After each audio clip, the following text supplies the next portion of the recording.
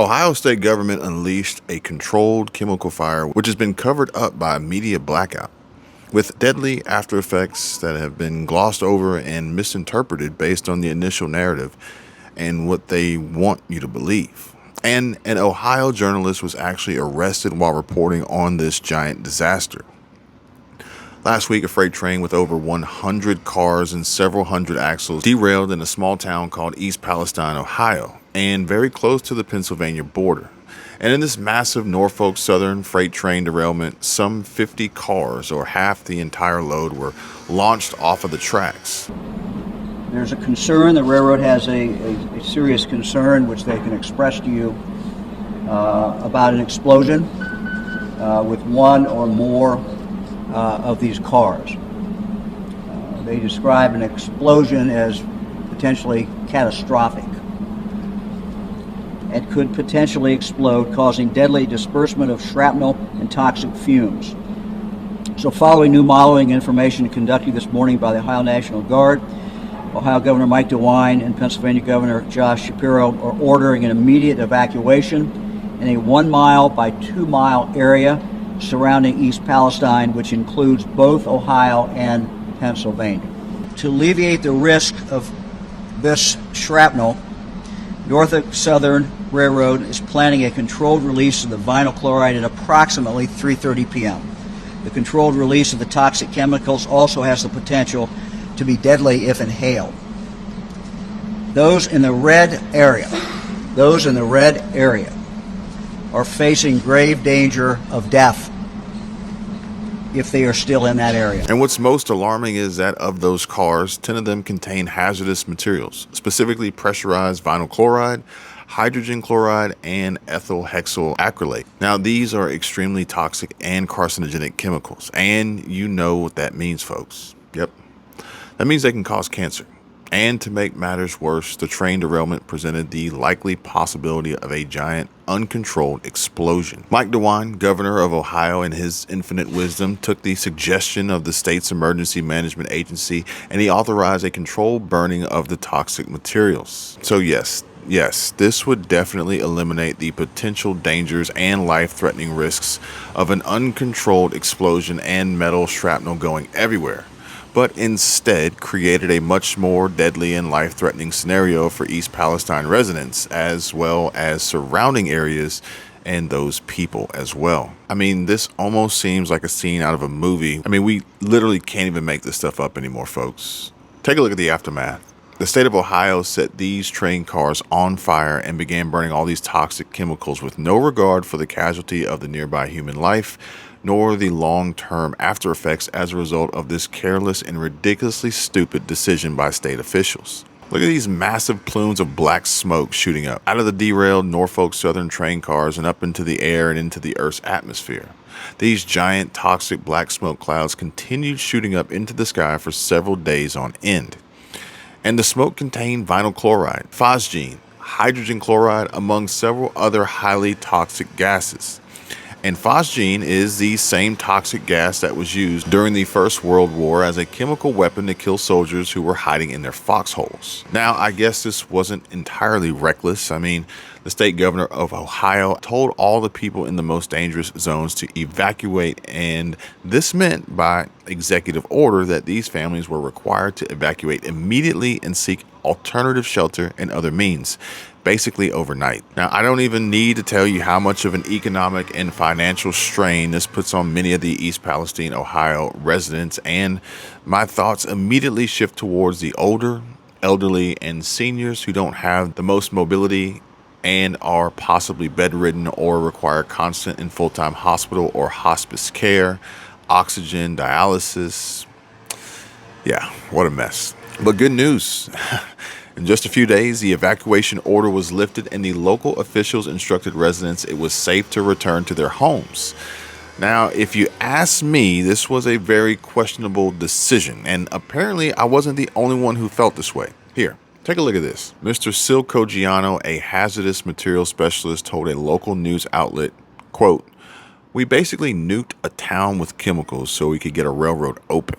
I was surprised when they quickly told people they can go back home, but then said if they feel like they want their homes tested, they can have them tested. I would have far rather they did all the testing.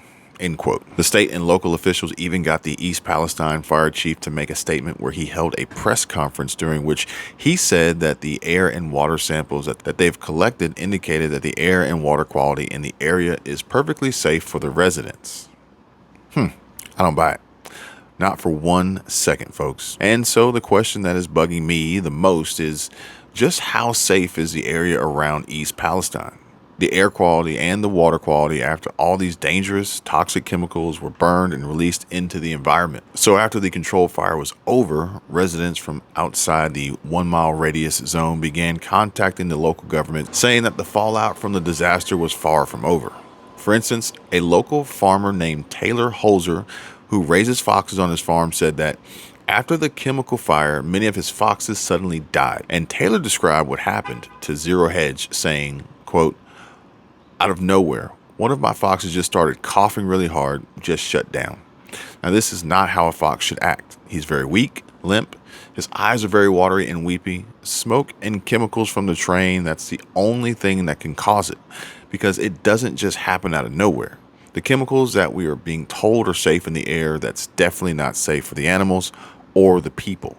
End quote. Now, this raises several alarming questions in regard to the fatal risks of the surrounding air quality in the area, even beyond the 1 mile danger zone radius of the Norfolk Southern train derailment and the controlled chemical fire and burn, but also the very idea that the chemical fire only affected a 1 mile radius, like they led on with their narrative and tried to convince people to believe. And Taylor wasn't the only one experiencing this treacherous fallout from the crash. Nope. Another local farmer who raises chickens suddenly saw her flock dying out, stating that, quote, "My video camera footage shows my chickens were perfectly fine before they started this burn. And as soon as they started the burn, my chickens slowed down and they died. If it can do this to chickens in one night, imagine what it's going to do to us in 20 years.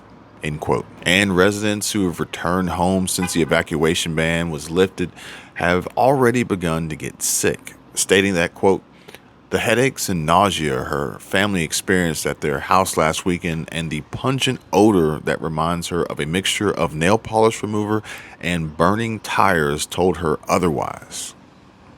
Man, it's crazy. With yet another local resident who happens to own and operate a dog kennel some 10 miles away from the fire described her neighborhood as, quote, "One of those residents was Caitlin Schwarzwelder, the operator of a local dog kennel in nearby Darlington, Pennsylvania. The catastrophe caused her to leave her home despite the fact that it lies more than 10 full miles away from the controlled burn.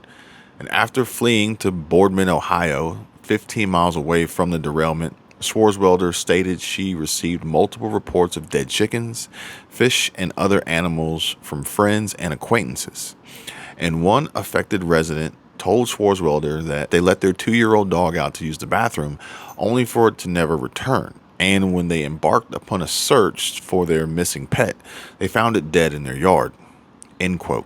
Local officials who manage the rivers nearby and river preservation in the area, they are getting reports of fish dying in the waterways, telling local media, quote, "Leslie Run comes out of East Palestine and goes into Bull Creek, which then goes into North Fork.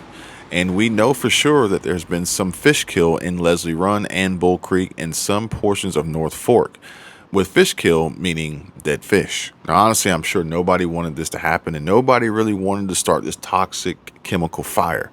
But the governor of Ohio, based on these suggestions provided to him by his local experts, led to this outcome. But will the residents who are most at risk as a result of their actions ever actually get accurate information and trustworthy data before it's too late? I mean, we're talking about the long-term dangers to all of these people and their families' health. And despite what officials say, the reports from the local farmers and local residents and the real-world boots on the ground, well, I mean, they seem to be painting a much different picture than what the media has allowed to be released. I mean, they even arrested a reporter during the press conference. Now, they are seemingly controlling the narrative. So which one is it? Is it safe or is it not safe? I'm not an environmental expert. I'm not a scientist. Hell, I don't even live in Ohio or nearby in Pennsylvania, but I can tell you this. This is what a local resident living in the area told the Washington Post, and you tell me if this sounds like everything is safe and under control. Quote, Eric Whittening says the air smells like an over-chlorinated swimming pool and his eyes burn. He returned to his house the day authorities lifted the evacuation order, and he can't move his family of 5 out of their home, so he says he has no choice but to stay put and follow authorities' instructions, and said that for a small town, we have to trust them, because what else do we have to do? We have to trust that they are not lying to us. End quote. Man, folks, I really do hope that's true, especially for his sake, the sake of his family, and all the residents in and around the area. Now, this to me seems like not only a controlled burn, a controlled fire, a controlled media narrative, but also a controlled lawsuit where we'll likely see commercials on TV in 5, 10, 15, or 20 years with announcements of a settlement claim for residents in these areas that may be entitled to compensation due to contracting cancer as a result of Norfolk Southern's chemical train derailment and the state of Ohio's governor approving the lighting on fire of toxic chemicals to be released into the air for people and animals to breathe and ingest. Man, that would be devastating. Can you really trust them, or should you instead really just trust your gut? And I mean, you think to yourself, well, why not just leave the area and move away? But to be honest with you guys, there's no way that the homes in this area will ever sell. Not in today's real estate market. Not with that red in their ledger. I mean, meanwhile, the EPA still hasn't disclosed the names of all the chemicals that were on the train cars. And because of that, it is still not clear which gases were released into the air. I mean, can you believe that? And even over a full week since the fire, they are still discovering more chemicals that were present in the train cars. I mean, come on. You mean to tell me that Norfolk Southern doesn't have a manifest with a complete list of the hazardous chemicals that they're transporting on these freight trains? The very freight trains with overworked and short-staffed crews that can't get any paid sick leave or time off, more than likely tired and sleepy, driving these dangerous trains through small towns at high rates of speed with potentially deadly cargo and payload? Now, I would love to know your thoughts, folks. Please leave a comment down below. Would you trust local government officials based on the information that we have available to us now? Folks, you guys be safe. Take care. And until next time, I'll see you real soon. Bye.